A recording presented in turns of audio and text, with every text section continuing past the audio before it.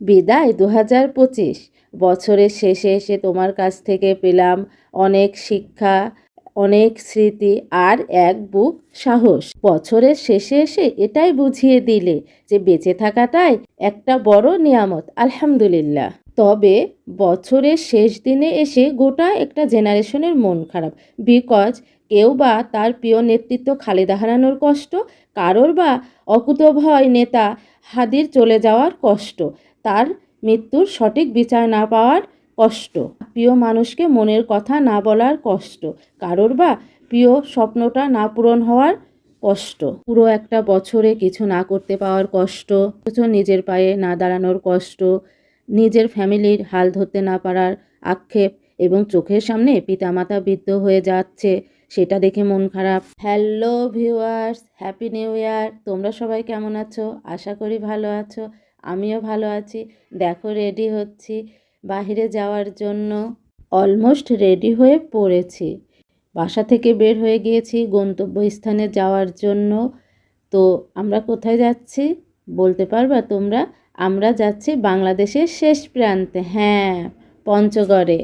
আমরা ছুটে চলেছি হার্ডিংস ব্রিজ সেতু পার হয়ে সামনের দিকে এগিয়ে যাচ্ছি। ওই দেখো দেখা যাচ্ছে কুলিং টাওয়ার। ও হ্যাঁ, তোমাদের বলতেই তো ভুলে গেছি, আজকের জার্নিটা হবে ট্রেনে। আমার ট্রেন জার্নি খুবই ভালো লাগে। রেল স্টেশনে পৌঁছে গিয়েছি, ট্রেন আসার অপেক্ষাতে আছি। অপেক্ষা করাটা খুবই কষ্টের, দুনিয়াতে সবচেয়ে কঠিন কাজ হচ্ছে অপেক্ষা করা। ট্রেন চলে এসেছে, আমরা এখন যাত্রীরা হুড়মুড় করে দৌড়াদৌড়ি করছি কে আগে উঠতে পারবে। যদি ট্রেন মিস হয়ে যায়, ট্রেনে উঠে পড়েছি। ট্রেন তার নিজের গতিতে চলতে শুরু করেছে। তো যেটা বলছিলাম, মানুষের কষ্টের কোনো সীমারেখা নেই। কারোর বা শখের মানুষ হারানোর কষ্ট, কারোর বা মনে শান্তি না থাকার কষ্ট। যার যেমন লাইফ তার ঠিক তেমন কষ্ট। কিন্তু নতুন বছর আসবেই, আমাদের ক্যালেন্ডার পরিবর্তন করতেই হবে। জীবন আর অপরিপূর্ণতা দুটো পাশাপাশি সম্পর্কযুক্ত। লাইফে জীবন থাকলে অপরিপূর্ণতা থাকবেই। হাসি, কান্না, দুঃখ, কষ্ট, সুখ, ভালো লাগা, হারানো, ফিরে পাওয়া, এগুলো সব কিছুই জীবনের এক একটা অংশ।